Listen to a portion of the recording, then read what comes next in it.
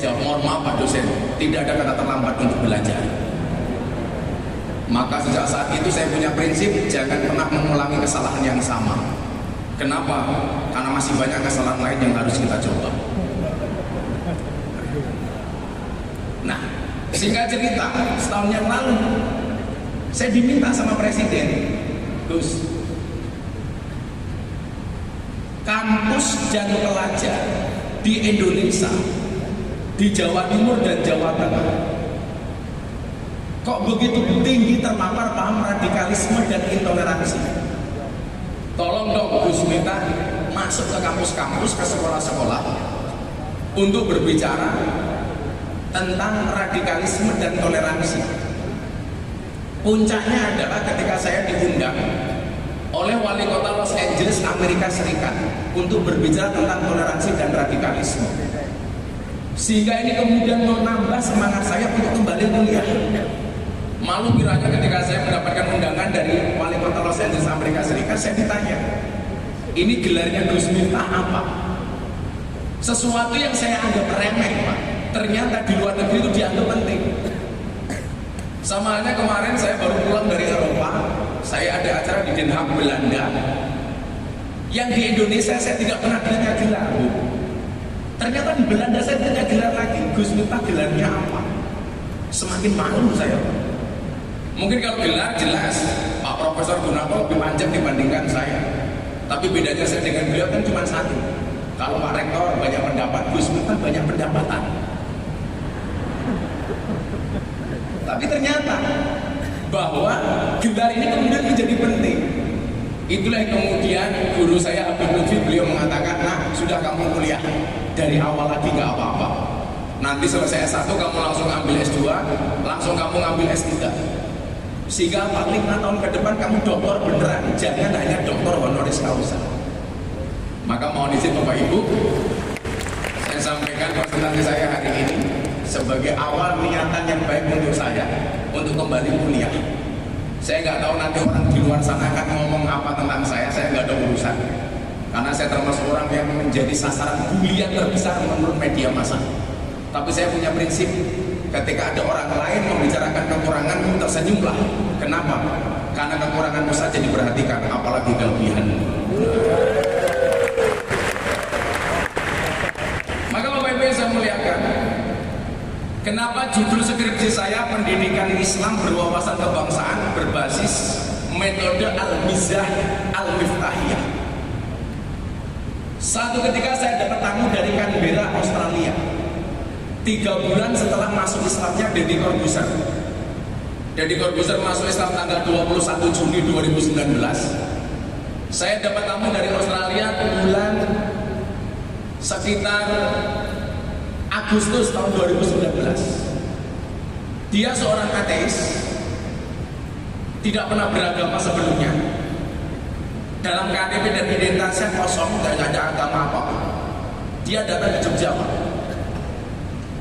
Begitu dia ketemu saya, dia bilang, Gus Miftah, I will to be a Muslim. Saya pengen jadi orang Islam. Saya tanya, agama kamu sebelumnya apa? Ateis. Kemudian saya tanya, do you know about Islam? No, I don't know about Islam. Saya tanya lagi, if you don't know about Islam, why you will to be a Muslim? Kalau kamu nggak tahu Islam itu apa, kenapa Anda pengen jadi orang Islam? Jawabannya apa Bapak Ibu? Because your Islam is enjoy, relax, and happy. Karena saya melihat Islamnya Gus Miftah ini enjoy, relax, asik, dan menyenangkan. Saya pengen masuk Islam karena saya tertarik dengan cara beragama Anda. Kemudian kita diskusi Bapak Ibu, apa yang menurut dia menarik, sehingga kemudian dia tertarik untuk masuk Islam yang sebelumnya dia seorang ateis. Ternyata jawabannya adalah karena bagi saya cara beragama Gus Miftah itu receh. Cara beragama Gus Miftah itu ringan. Itu pula kemudian kenapa saat itu ketika Deddy Corbuzier mau masuk Islam, seminggu sebelum dia masuk Islam, dia telepon saya, Gus, saya pengen masuk Islam. Waktu itu saya bilang, gak usah Mas, Serius, saya pengen masuk Islam. Gak usah. Kamu di agama yang lama saja kamu gak pernah taat kok, apalagi masuk Islam. Emangnya kenapa Gus? Jadi orang Islam itu berat dan busuk? Berat. Kamu gak akan kuat. Karena dia ngeyel, akhirnya saya tanya, kenapa kamu pengen masuk Islam? Lagian kalau kamu pengen masuk Islam, teman kamu muslim itu banyak, ustadz kiai yang kamu miliki itu banyak. Kenapa kamu harus melalui saya? Kemudian dia jawab, pernah nggak? Ingat nggak dulu Gus Miftah pernah bilang sama saya, kata Dedi, kalau seseorang itu masuk Islam, besok wajah dan bentuk Islamnya itu seperti apa tergantung pintu masuknya. Kalau pintu masuknya keras, maka Islamnya akan penuh dengan kekerasan. Kalau pintu masuknya suka marah, maka Islamnya akan penuh dengan kemarahan. Kalau pintu masuknya ini gak asik, maka dia tidak akan menjadi orang Islam yang asik. Tapi sebaliknya, ketika masuk Islam melalui pintu yang ramah, maka wajah Islamnya akan menjadi wajah Islam yang ramah dan menyenangkan. Dan waktu itu dia bilang, kalau saya harus masuk Islam, saya harus masuk Islam melalui pintu yang ramah. Dan kalau saya ngomong pintu yang ramah, this is you not others, kata dia. Akhirnya dia datang. Nah, sehingga kemudian waktu itu saya simpulkan, menyampaikan ajaran agama dengan cara yang fun, ini menarik. Bapak Ibu, ketika menyampaikan value, saya selalu berpegang kepada dua hal secara substansi. Yang pertama adalah edukasi, yang kedua adalah rekreasi. Menyampaikan value menjadi membosankan manakala substansinya hanya edukatif, tidak ada rekreasinya. Maka orang akan bosan ketika mendengarkan presentasi itu.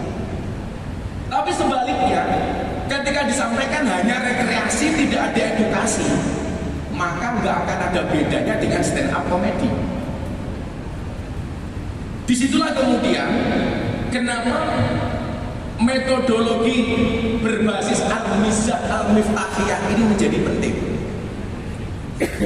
Al-mizah kita maknai secara sederhana adalah fun learning. Bagaimana kemudian pembelajaran ini harus kita buat menyenangkan. Contoh kasus umpamanya, ketika Imam Abu Hasan As-Sadili yang mempunyai thariqah yang paling digandrungi oleh orang NU yaitu Sadiliyah, beliau pernah mengatakan, kalau kamu punya guru, gurumu tidak bisa membuat kamu tersenyum, tinggalkan. Demikian juga contoh kasus ketika Nabi Musa alaihissalam berikut umatnya saat itu dilanda kemarau panjang. Kemudian dia sholat istikharah kepada Allah untuk minta air hujan. Ternyata tidak Allah kabulkan. Setelah 3 kali sholat, mohon maaf kok istikharah, sholat istisqa, 3 kali sholat istisqa belum juga turun hujan. Maka kemudian apa? Nabi Musa matur sama Allah.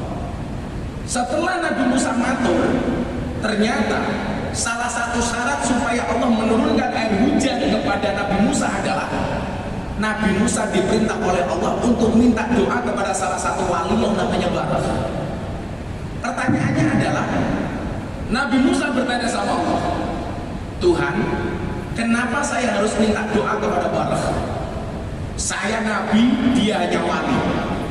Ternyata jawaban Allah saat itu adalah innahu yudhikuni fil yaumi salasa marrat. Karena dia Barak sehari bisa membuat aku tersenyum minimal 3 kali. Ini artinya apa? Bahwa happy itu penting pokoknya.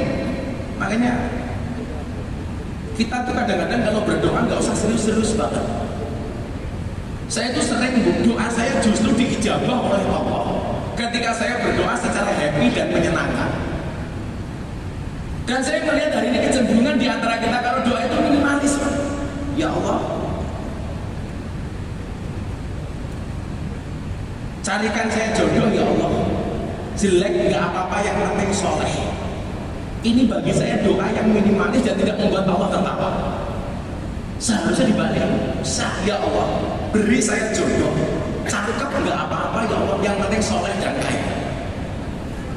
Karena bagi cewek hari ini good looking itu kalah dengan good rekening. Betul Bu?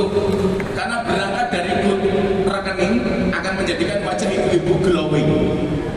Dan saya punya prinsip, di balik wajah istri yang glowing ada suami yang gulung-gulung. Ketika saya memahami ini berarti apa? Allah itu asik. Ternyata Allah juga bisa diajak bercanda.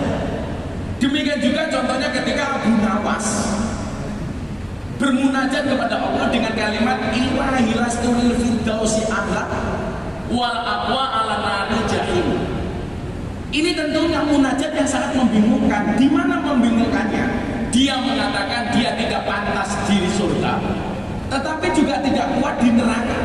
Coba kalau Gusti Allah Pak Rektor umpamanya, pasti dia akan mengatakan Abu Nawas karep mungkin saja jane apa. Sehingga di sini kemudian saya memandang pentingnya pendidikan dengan metode ini, bahwa pendidikan itu harus disampaikan secara menyenangkan.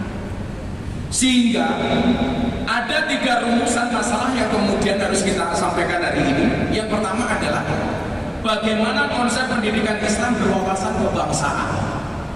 Yang kedua, bagaimana pendidikan berbasis metode al-mizah al-miftahiyah.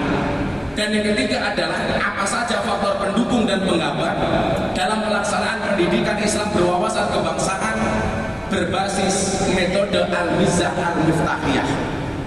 Yang pertama Bapak Ibu dan para mahasiswa sekalian yang saya hormati, mengenai pendidikan Islam berwawasan kebangsaan.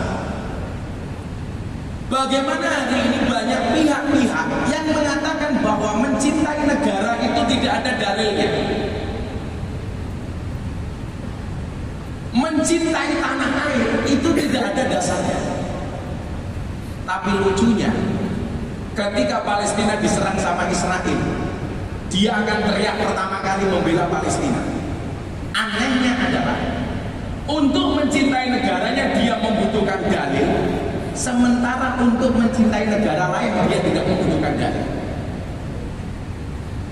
Ketika Palestina dibom, semangat untuk membela Palestina begitu besar, kecintaan dia terhadap Palestina begitu besar.